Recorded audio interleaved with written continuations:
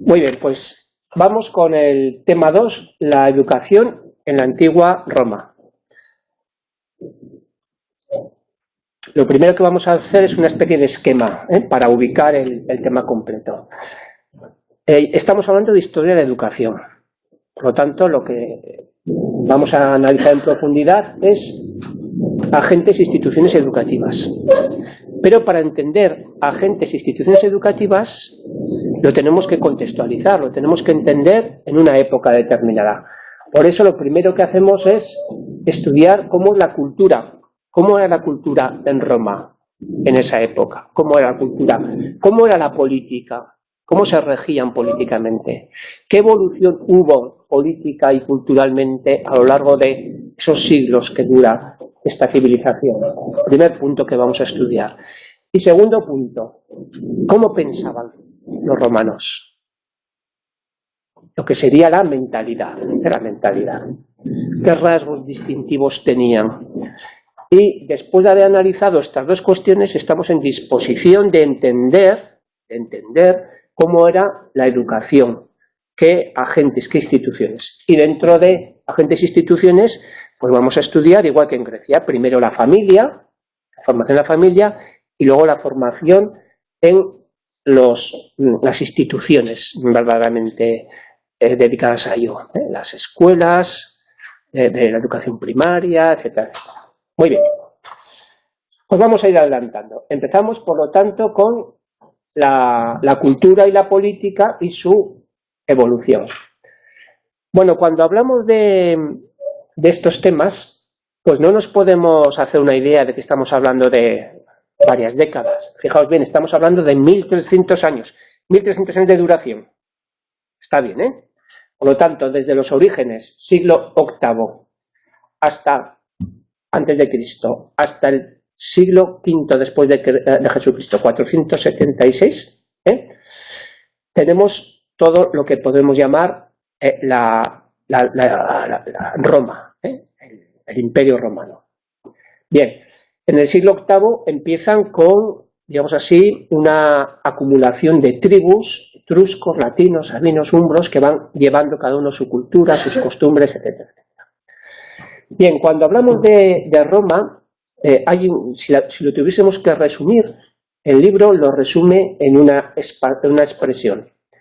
Roma era una expansión civilizatoria, es decir, tenía un carácter expansivo, era inherente al ser romano, intentar siempre conquistar más. Pero no era solo y exclusivamente una conquista militar, que también lo era. En primera instancia era una expansión militar. Militarmente había que conquistar más zonas. Sino que había la idea de que tenían que exportar, como si dijésemos, esa civilización. O sea, están convencidos que tenían una gran civilización, como veremos, la tenían, y que contribuían a civilizar el mundo bárbaro. Sabéis que para los romanos los bárbaros eran aquellos que no hablaban latín. Les sonaba una lengua rara y ellos decían que era una especie de como de balbuceo, ¿no? Y de ahí que les llamaban bárbaros. Bueno, pues estaban convencidos, y así lo era, que frente a esas tribus germanas, hispanas, francas, que muy primitivas, su cultura les aportaba una gran civilización. Roma, como todas las ciudades, era una ciudad castrense, Se construía con el esquema de la ciudad castrense. Era un eje, un cardo y un decumano, y en el centro del cardo y el decumano el foro romano. Bien. Ya hemos comentado que no entendieron esta expansión como conquista, que también, sino como un deber civilizador. El estilo de esta expansión civilizatoria era dictar normas de paz. Es decir, ahí donde llegaban, militarmente lo ocupaban, e inmediatamente la paz romana, porque entendían que si no había paz, no podía haber civilización. Por lo tanto, el primer objetivo era la paz. Segundo, someter. a las tribus, las sometían, y el libro dice, perdonar silenciosamente a los que se someten. Pero amigo, aquel que no se somete, vencer a los orgullosos. Bien, podemos distinguir tres periodos político-culturales: monarquía electiva y no hereditaria, periodo republicano y régimen imperial. La monarquía electiva y no hereditaria, estamos hablando del siglo VIII antes de Jesucristo al siglo VI antes de Jesucristo. Era una cultura, una economía agrícola muy rudimentaria, una civilización muy rudimentaria, con poco nivel intelectual, con unos valores pues muy tradicionales, muy vinculados a la vida agrícola, a los ciclos agrícolas, y tenían un senado consultivo. Bien, era una cultura autárquica, cerrada en sí mismo, como veis, pues nada que se parezca a lo que luego vamos a ver y entendemos por la gran civilización romana. Empieza prácticamente en el periodo republicano, es decir, del siglo V al siglo II, antes de Jesucristo, y el régimen imperial, es decir, del siglo I a la caída del Imperio Romano, que es la 476 después de Cristo. Esta fecha, por ejemplo, fecha de la caída del Imperio Romano, pues está muy bien que nos la aprendamos. Bueno. Bien, en el periodo republicano, ¿cómo se gobiernan? Pues con dos cónsules. Tienen dos cónsules, han sustituido la figura del rey por dos figuras, dos cónsules, más un senado. Un senado que les apoya. Entre los dos cónsules y el senado van tomando todas las decisiones. En la cultura asimilan lo griego, el helenismo. ¿Os acordáis que hablamos del helenismo? Bueno, pues el helenismo es esto. El helenismo en Roma consiste en cogen la lengua griega también, junto a la latina. Luego veremos que los cultos romanos son bilingües. Hablan griego y romano. Bien, por lo tanto asimilan lo griego en la cultura, sin perder la identidad romana. Bien, esta época del periodo republicano es una época de grandes conquistas. Sicilia, Macedonia, el Peloponeso, esa especie de espíritu expansivo y conquistador. Pasamos al régimen imperial. Siglo I antes de Jesucristo al 476 después de Jesucristo, con la caída del Imperio Romano. Es un periodo expansionista de acusado filohelenismo. Es decir, esto que hemos visto en el periodo republicano, la cultura helenística, se va a ir manteniendo y potenciando. Y aparece la humanitas romana, que es como la paideia griega, pero adaptada a lo romano. Recoge lo mejor del mundo griego, pero lo mete en la batidora romana, le da el toque, como el cocinero, le da el toque peculiar. ¿Y cuál es el toque peculiar del romano? La dimensión práctica. Los romanos no son especulativos, no le gusta la especulación como a los griegos, como a la filosofía griega. No, le gusta sobre todo las cosas prácticas. Y las ideas teóricas intenta buscarle una aplicación práctica. Entonces harán un gran desarrollo del derecho. El derecho es práctico. Es cómo nos organizamos, no en teoría, sino ponemos normas para que todos sepamos cómo debemos organizarnos. La arquitectura romana, el urbanismo, todas las vías romanas que hay a lo largo de todo el imperio, etcétera, etcétera. Bien. Vamos a ver, ya pasamos a la mentalidad. ¿Cómo pensaban los romanos? Ya hemos dicho que pensaban de una forma muy práctica. Vamos a ver 7 rasgos de la mentalidad romana. El primer rasgo va a ser, primero vamos a ver los 7 rasgos y luego nos detenemos un poquito en cada rasgo, si os parece. Primer rasgo, lo intentamos ya ir casi memorizando. Primer rasgo, ¿cómo entendían la religión los romanos? Segundo, ¿cómo entendían el hombre? Tercer rasgo. ¿Eran teóricos o eran prácticos? Ya hemos dicho, la gran practicidad. Cuarto rasgo, el ethos romano, es decir, esa especie de valores, cultura, costumbres. Esa es la palabra ethos, en griego significa todas esas palabras. Luego vamos a ver las tres grandes virtudes de la romanidad. Es decir, al final todo romano debía cumplir con tres grandes requisitos, los vamos a estudiar. Sexto, vamos a hablar un poquito más detenido del carácter civilizador, que ya hemos hablado antes, volvemos a hablar aquí. Y por último, vamos a hablar de la descentralización administrativa. Porque estamos hablando, fijaos bien, de un gran imperio, Roma. Estamos hablando de la provincia hispana, de la romanización de España. ¿Habéis visto Mérida, por ejemplo? El anfiteatro es precioso. Bueno, pues llegaron a todos los, prácticamente a todos los puntos de Hispania, y era la provincia España. Bien, pues vamos a ir viendo uno por uno estos puntos. La religión romana, ¿cómo era? Apenas encontramos diferencia entre la religión romana y la religión griega. En el libro tenéis un equivalente de dioses. Los tenéis, vamos a ver, en la página 55, ¿verdad? Sí, ahí tenéis el dios Zeus para los griegos, para los romanos era Júpiter. Apolo igual, Artemisa para los griegos, para los romanos Diana, etcétera, etcétera.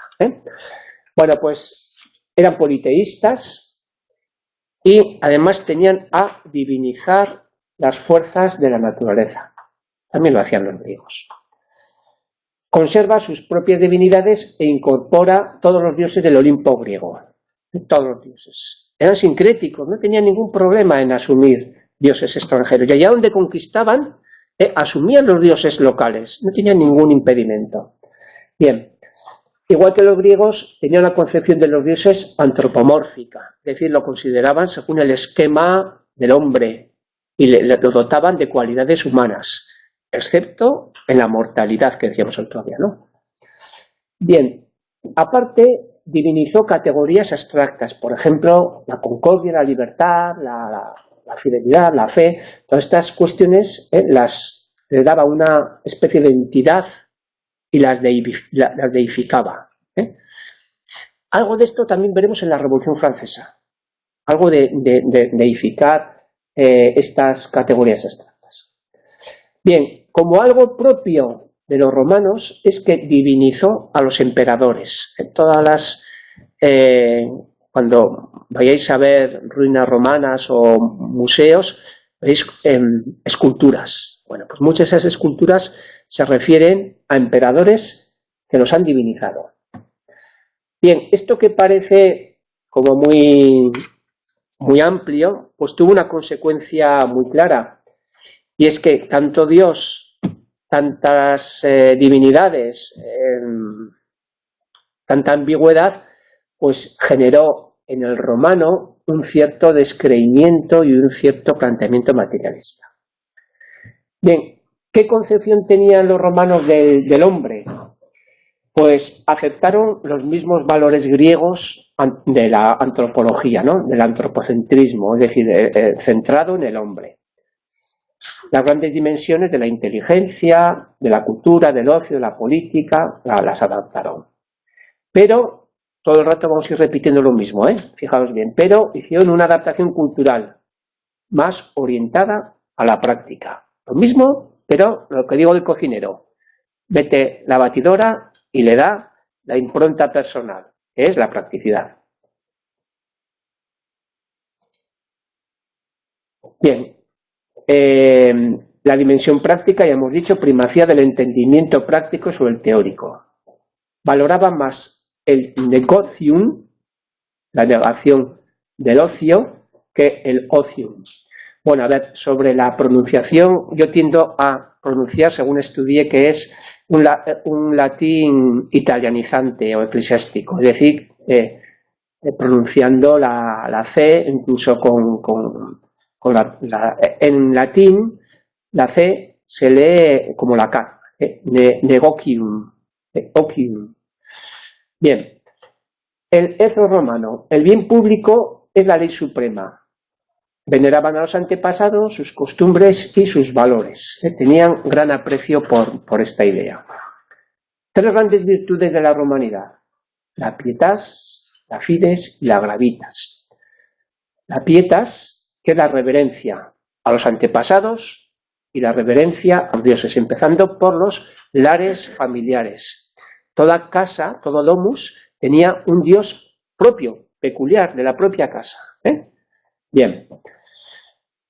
La fides era la lealtad a la palabra dada.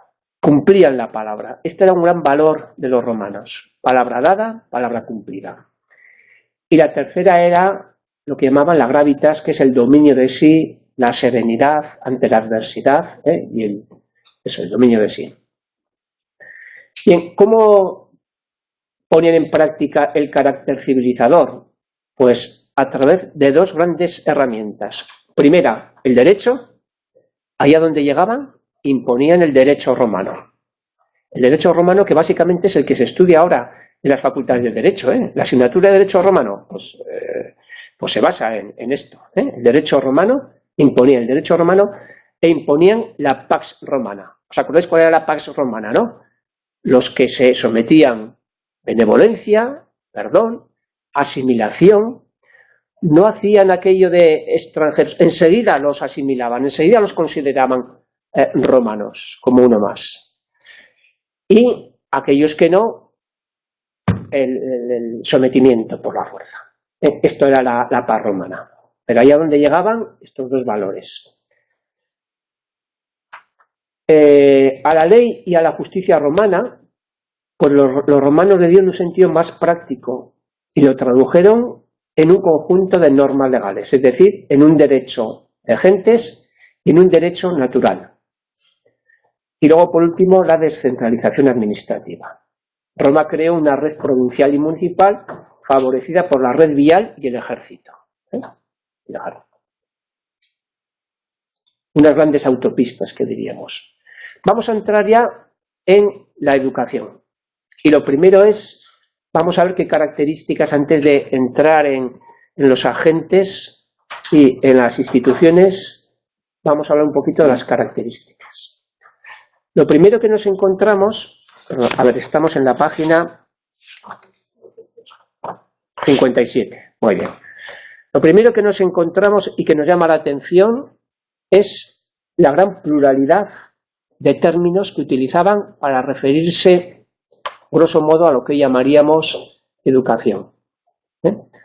Bien, en el libro ahí os habla, por ejemplo, del término educatio, que primariamente tenía un significado muy vulgar, de alimentación. De la alimentación física pasaron a cómo las madres alimentaban, los modos, las maneras de alimentar, ya un poquito la cultura, esa cultura tan doméstica. Ya pasaríamos un poquito a lo que sería ya las características, la educación muy básica. Y de ahí poquito a poco fue ampliando el significado a otros términos más de crianza, empezando por la crianza física y la crianza moral, cómo empezaban a transmitir esos valores. Otro término, además de educatio y de la misma familia semántica, es educare, que significa la acción de educar. Bien, igual que en los griegos, hay dos tipos de educación: la familiar y la escolar. Con la introducción de la paideia griega se amplió el significado de qué entendían por educación y se aplicaba el término educación tanto a la familiar, dentro del hogar, como fuera del hogar. Y aquí tenéis unas cuantas palabras que más o menos se refieren: educatio, doctrina, disciplina, institutio, eruditio. Todas ellas se refieren, esa riqueza semántica tan amplia, lo que hoy llamaríamos educación. Hasta que Cicerón, el gran pedagogo romano, como luego veremos, unifica todos estos términos con un término. ¿Qué término?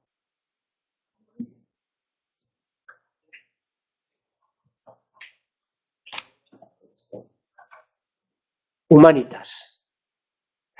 Humanitas significa lo que los griegos llamaban paideia. Lo que para los griegos, ¿os acordáis que era la paideia? El ideal educativo, cuando decíamos, bueno, ¿cómo es la educación? La paideia. Bueno, pues a partir de Cicerón, todos estos términos se unifican bajo el nombre de humanitas, que es lo que hoy llamamos las humanidades. Las humanidades. Bien. La humanitas era la educación, la formación cultural, el ideal educativo romano, como queramos llamarle. Bien, pues vamos a hablar ahora de los modelos de perfección. Ya sabéis que toda cultura tiene su modelo, su paideia. Es decir, aquí vamos a hablar de la paideia, o mejor, de la humanitas romana.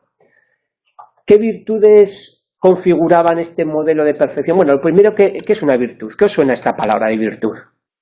¿A qué os suena?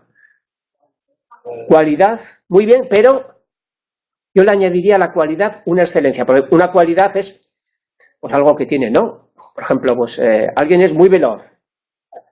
Una cualidad excelente.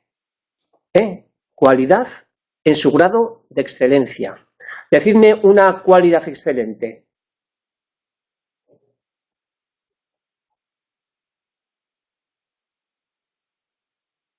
A ver qué se os ocurre. Una cualidad excelente. Por ejemplo, muy bien. La justicia. La justicia es una virtud, es una cualidad elevada a su rango más elevada. Lógicamente, ya veis que es un concepto como muy abstracto, muy teórico. Bien, pues vamos a hablar un poquito de las virtudes en los romanos, ¿no? Y vamos a distinguir, en estas tres épocas había distintas virtudes, distintas cualidades excelentes. En la primitiva educación romana, pues predominaban sobre todo las costumbres de los mayores, las costumbres de los antepasados, ese gran respeto, esa era la gran virtud.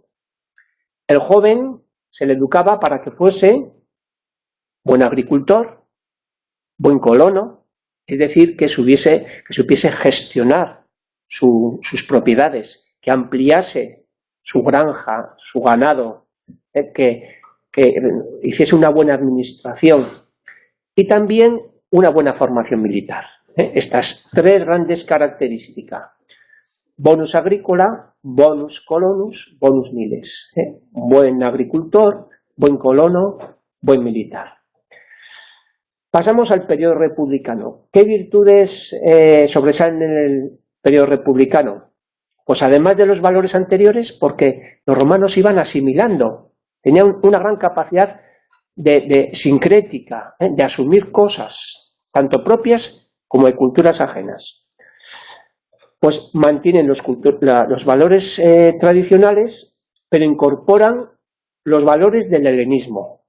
Recordad que el helenismo surge a partir del periodo republicano, pero con una gran dimensión práctica. No aceptaron tan tajante aquello de los griegos. En los griegos, por una parte era el ocio y por otra parte el negocio. Por una parte estaba la dedicación a la teoría, los filósofos, a la discusión, a la política, y por otra parte los esclavos, etcétera, etcétera, que iban trabajando la tierra y que sacaban adelante. Los romanos rompen este esquema y mezclan muchísimo más las ocupaciones prácticas con las artes liberales. Junto a las tres características que hemos dicho del buen agricultor, buen colono y buen militar, surge en el periodo republicano el buen orador. El buen orador. Pasamos a las virtudes en el periodo imperial. Bien, el gran artífice de esta época, ya hemos dicho que es Cicerón. Y Cicerón habla de la perfección del buen orador. El buen orador es el modelo del romano educado, en su más excelsa dimensión. Tres cualidades, según Cicerón, tres cualidades tenía el buen orador. El buen orador no solamente debía saber hablar bien, sino debía tener una gran cultura, bene sapere, buen saber, cultura acumulada, ciencia. Debía saber hablar, por supuesto, pero fijaros bien, debía vivir bien. No vivir bien en el sentido de la buena vida, sino en el sentido de la vida virtuosa. Debía ser un ejemplo de buena vida. Este es el modelo del buen orador. Por lo tanto, no es aquel que se va a hablar bien, sino aquel culto que habla bien y que lleva una conducta impecable. Todo esto lo resume en esta expresión de vir bonus dicendi peritus. Un varón bueno y experto en el hablar. Bien, vamos a pasar a la página 59, a los elementos del aprendizaje. Nos vamos a encontrar con tres elementos ordenados según su importancia. A la hora de aprender, ¿qué es lo primero que se tenía en cuenta? El talento, el ingenium. A continuación, ¿qué era después del talento? Si no había talento, no había nada. Era la ejercitación. Y a continuación, el cómo, el método. Estos tres elementos eran considerados elementos clave a la hora de, es decir, la naturaleza, el carácter, el logos, la razón, el ingenio, el talento. Segundo, el ejercicio. Y tercero, el arte, el método, etc. Bueno, pues vamos a hablar del currículo, de las exigencias curriculares, en la página siguiente. ¿Cómo era este currículo de la Humanitas? Este currículo estaba compuesto como de tres grandes elementos. Un elemento comunicativo, de la comunicación, ya hemos dicho la importancia. Un elemento de acumulación cultural, ya hemos dicho. Y un tercer elemento científico-filosófico. Cuando hablamos de la comunicación nos estamos refiriendo a la gramática, a la retórica, tanto gramática y retórica, tanto en latín como en griego, porque ya hemos dicho que los hombres cultos eran bilingües. El romano culto era bilingüe. Cuando hablamos del dominio cultural, nos estamos hablando de la erudición. Había una serie de cánones de sentencias que de alguna forma resumían ese conjunto de conocimientos reunidos, etcétera, etcétera. Y cuando hablamos del elemento científico, pues estamos hablando de la agricultura, de la historia, del derecho, de la medicina y también de la filosofía. Bien.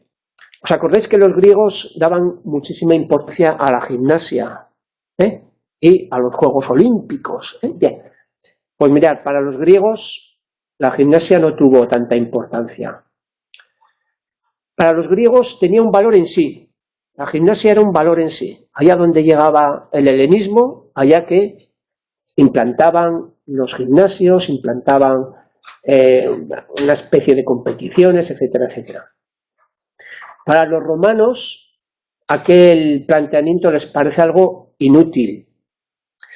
Los romanos eran muy pudorosos. No veréis una estatua griega de un desnudo. Siempre va a ir, además el pecho, el pecho de una mujer, pero siempre va con su túnica. Siempre va con su túnica. A veces el desnudo... pero es raro. Normalmente los desnudos de varones suelen ser de esculturas griegas. Eran en general eran púdicos, eran pudorosos. Desechaban el desnudo y desechaban la pederastia. Desechaban la pederastia, que para los griegos la tenían muy asumida, la pederastia. Para los romanos les repelía la pederastia. Bien, por lo tanto, todas estas cualidades vinculadas a la gimnasia en los griegos, pues no les gustaba a los romanos. Si valoraban, porque valoraban la gimnasia y el ejercicio físico, pero más como un medio, es decir, como una preparación militar o bien como higiene. En los baños romanos había, digamos así, la parte del gimnasio donde se hacían los ejercicios, pero siempre vinculados a eso, a los baños, a la higiene, a la ejercitación, de cara a un posterior uso. Normalmente el uso militar de la fuerza física. Bien, ¿y qué pasaba con la música? ¿Os acordáis que los griegos estaban encantados de la música, aunque era monocorde, la danza, cantaban y bailaban en muchas ceremonias? Para los romanos les parecía algo impúdico y deshonesto, propio de histriones. Un histrión es un bufón, ¿verdad? Las mujeres podían utilizar la música como ornato, como adorno, y se integraba en el currículum, pero con cierto desdén, sin darle importancia. Bien, vamos a ver ahora en la página 61, muy brevemente, cuáles eran los artífices de la humanitas romana, los grandes pedagogos romanos. Y tenemos a 4 grandes figuras que nos configuran lo que ha sido la cultura romana: Catón, Cicerón, Séneca y Quintiliano. Empezamos por Catón. Catón es el defensor de los grandes valores de la Roma más tradicional, de la agricultura, la milicia, etc. Y se le considera el primer escritor en lengua latina, Catón. Cicerón es uno de los más grandes escritores en lengua latina. Era jurista, filósofo, orador. Y Cicerón, ya hemos dicho, introdujo la cultura helenística y el ideal de la figura del orador. Se le considera el padre de la humanitas romana. No sé, eso de quedarse con uno pues es muy complicado, pero vamos a ver, Cicerón es el gran Cicerón, el padre de la humanitas romana. Pasamos a Séneca. Séneca representa una escuela filosófica que es la escuela del estoicismo. Era un estoico. En esta escuela se privilegiaba la formación moral por encima de la retórica, de la dialéctica, de otras artes. Fundamentalmente, lo que se pretendía con la filosofía estoica era formar moralmente a las personas. ¿Y cuáles eran estos ideales estoicos? Estos ideales morales.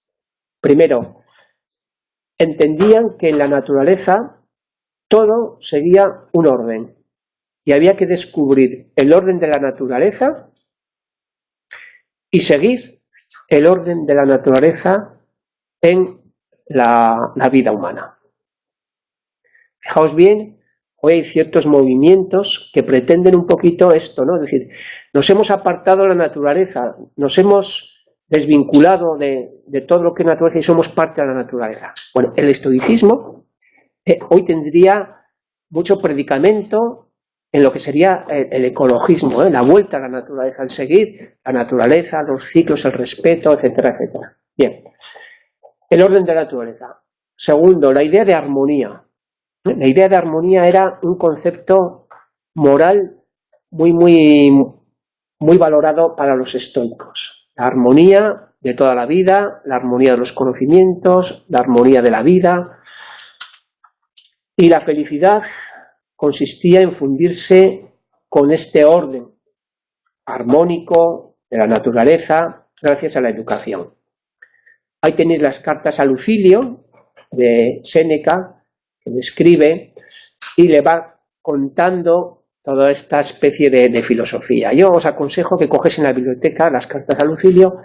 Yo no voy a decir que lo leáis todo, pero sí que leáis, que son cartas, que leáis 4 o 5, un poquito al azar, porque son muy bonitas y se ve muy bien cuál es el planteamiento del estoicismo, y de Séneca en concreto. Y pasamos a Quintiliano. ¿Hay alguien de Calahorra? Aquí. Tal vez igual alguien que esté siguiendo la conferencia.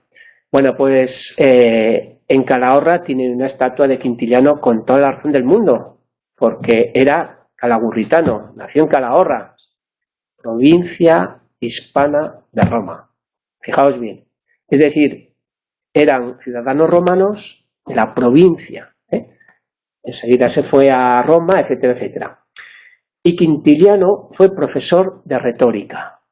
Profesor de retórica. Escribió 12 libros sobre la institutio oratoria, sobre cómo se debe enseñar la oratoria. Están traducidos al castellano si los queréis consultar. Bueno, vamos a ir ya pasando a agentes e instituciones educativas. Vamos a empezar con la formación familiar. La familia era una institución clave en la vida cultural, social y política, como en Grecia, pero tenía otro cariz distinto al de Grecia. Y aquí tenemos una figura clave, que es el pater familias. El pater familias que ostenta la autoridad en la familia. La familia, la domus, sin un pater no era familia. Inexorablemente necesitaba esta figura. Tenía un poder omnímodo en toda la vida familiar, tanto en los hijos como en los siervos, como en los esclavos, etcétera, etcétera. Y había que entender la familia en sentido más amplio. La familia abarcaba todo: hijos naturales, hijos adoptivos, siervos, esclavos, etcétera, etcétera. Y todos estaban bajo el pater familias. A todo ello le llamaban el dominium y utilizaban distintas palabras según fuese, el dominium era esa autoridad que tenía el pater familias sobre las cosas. Sobre los esclavos era el dominica potestas, sobre la mujer manus y sobre los hijos la patria potestas.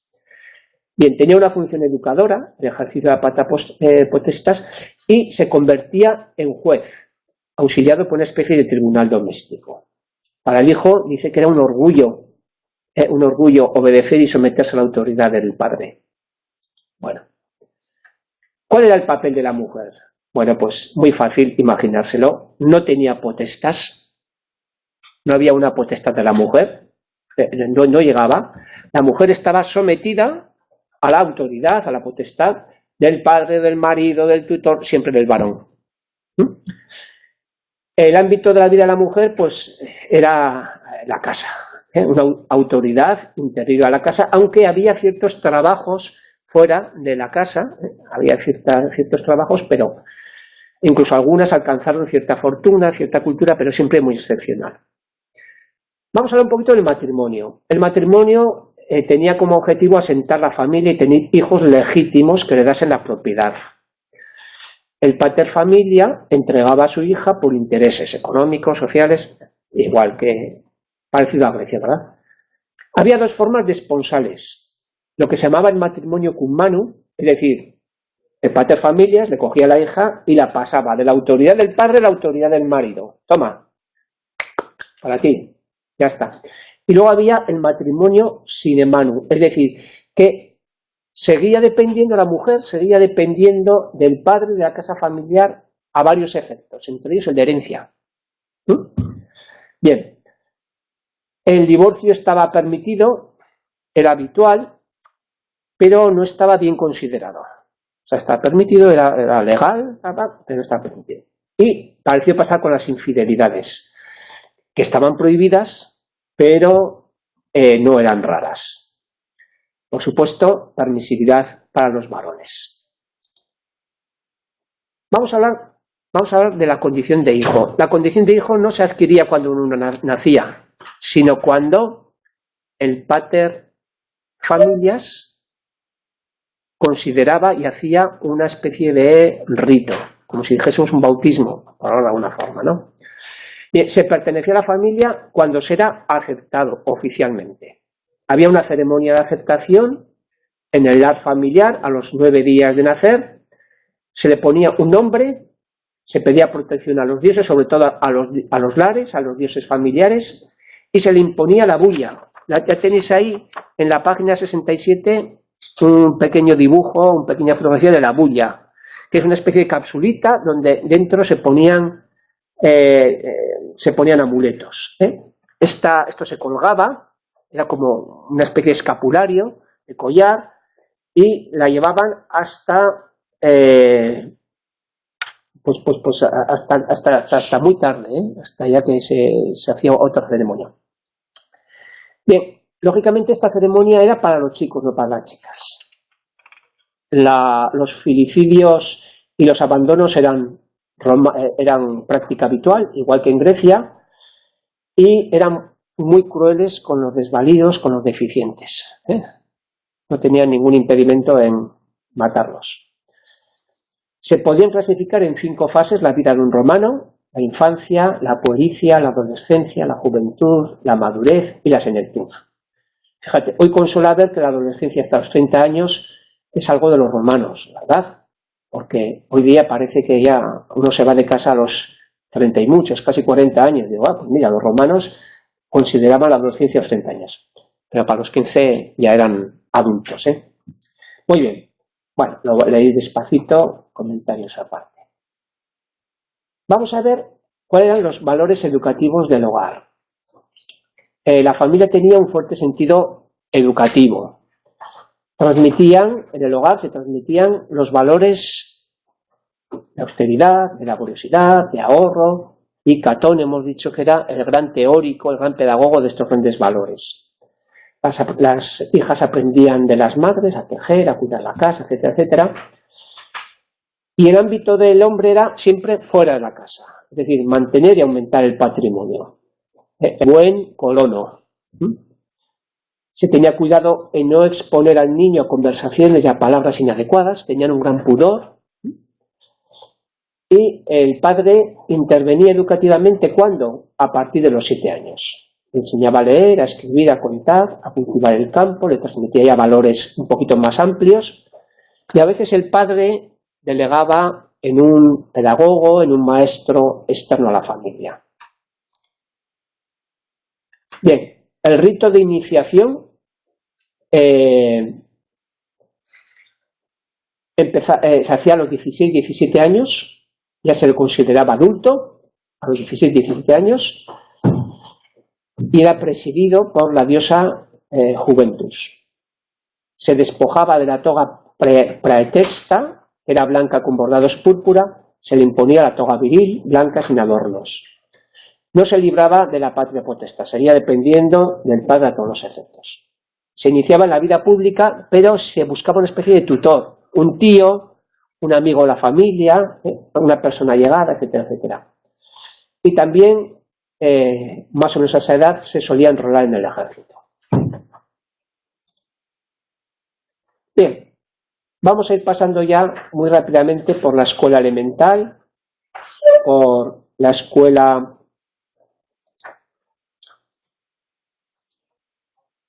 media y por lo que sería la escuela superior. Vamos a empezar. ¿Cuál era el objetivo de la escuela elemental?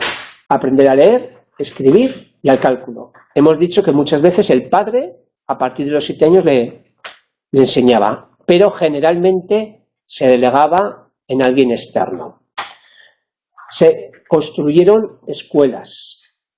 A mediados del siglo III, a veces de motu proprio, otras a petición de padres, principalidades. Eran habituales en poblaciones de cierta entidad, allá se instituía una escuela.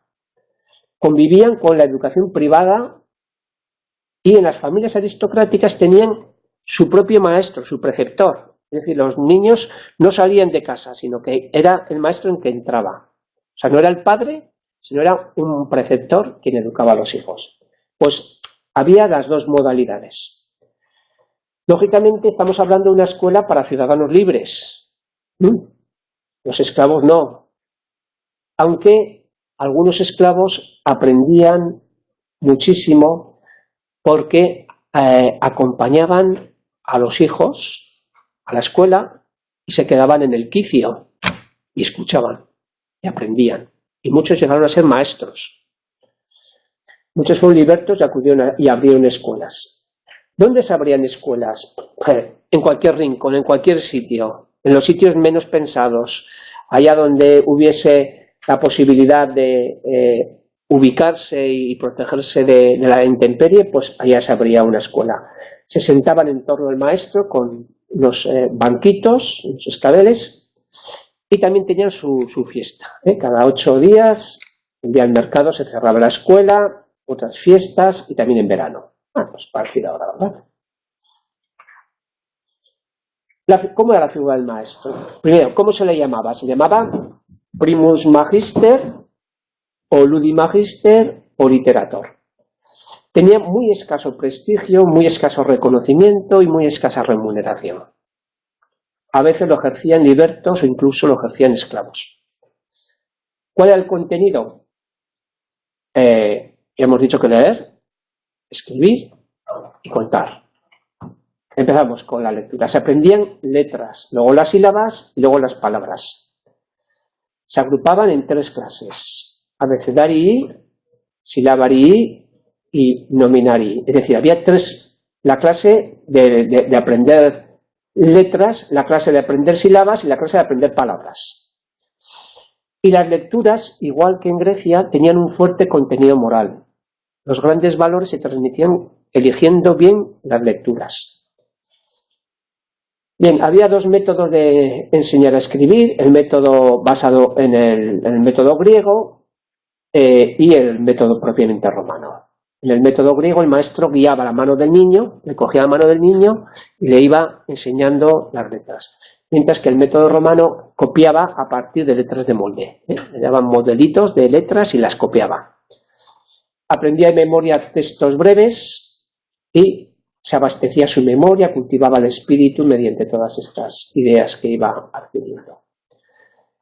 El cálculo no se impartía en todas las escuelas, solamente en algunas. Eran las operaciones básicas y se utilizaba como método los guijarros y con los dedos. 2, 3, 4, 5, 6, 7, 8, 9, 10. En la época imperial se introduce el ábaco. Bien, luego se ejercitaba muchísimo la memoria y la voluntad. Se producía mediante el esfuerzo y la repetición y un cierto rigor disciplinario, que con el tiempo se fue suavizando. Bien, la escuela media se ubica en mejores condiciones que las escuelas elementales, en lugares céntricos, en lugares ya de cierta relevancia, eran ya estables, accedían chicos y chicas de la sociedad aristocrática hasta los 14 años y resalta la figura del grammaticus o literatus, que estaba mejor considerado que el maestro. El currículum era latín y griego, gran preocupación por la lengua, tanto teórica como práctica. Se seguían, lo paso muy rápido porque esto ya lo vimos el otro día en Grecia, los 4 pasos: el Dionisio de Tracia, la prelectio, el narratio, explanatio y la interpretatio. Apenas se dieron conocimientos científicos, se seguía la enkyklios paideia griega, es decir, la aritmética, la geometría, todos aquellos conocimientos recogidos por los griegos. Ya vemos que los romanos chupaban, absorbían toda la enkyklios paideia griega y la adaptaban. Bien, pasamos ya a la escuela superior. ¿Quién se encargaba? Pues el maestro, que se llamaba el retor, de retórica y de dialéctica, y los profesionales de derecho y de filosofía. Eran una profesión de hombres de extracción humilde, tanto libertos como senadores en desgracia, pero ya con cierta cultura amplia. La enseñanza de la retórica tenía 3 partes: la teoría, el estudio de modelos y la ejercitación. la teoría que tenía 5 partes: la invención, la disposición, la elocución, la mnemotecnia y la acción. ¿Os acordáis que era la mnemotecnia, por ejemplo? La memorización, ¿verdad? Se memorizaban todo el discurso. Y la acción era ya el discurso propiamente dicho. La invención era la disposición de todos los elementos que se iban a decir, es decir, poner en lista de qué voy a hablar. La disposición, ordenar qué voy a decir primero, después, a continuación y al final. La elocución, qué recursos oratorios voy a utilizar, en qué voy a poner énfasis, qué vocabulario voy a utilizar, etcétera, etcétera. Bien, en el estudio de modelos le daban mucha importancia a estudiar modelos, y tanto del canon griego como del canon latino. Es decir, los grandes escritores y oradores griegos, y Sócrates, Demóstenes, Tucídides, y Virgilio, Terencio, Salustio, Cicerón, como dentro del canon latino. Bien, y luego la ejercitación. Los romanos consideraban el derecho como una especialidad profesional, es decir, aprendían el derecho, y la filosofía como una vocación excepcional. Vamos a ver la esencia del derecho, pues la importancia que tuvo. Es algo genuinamente romano el derecho. La figura del jurisprudens, experto no solo en leyes, sino que contribuye a consolidar el orden social mediante reglas, la justicia y el bien. Bien, los inicios del derecho, pues hasta el final del periodo republicano, era una formación práctica, no había escuelas, se aprendía en el foro.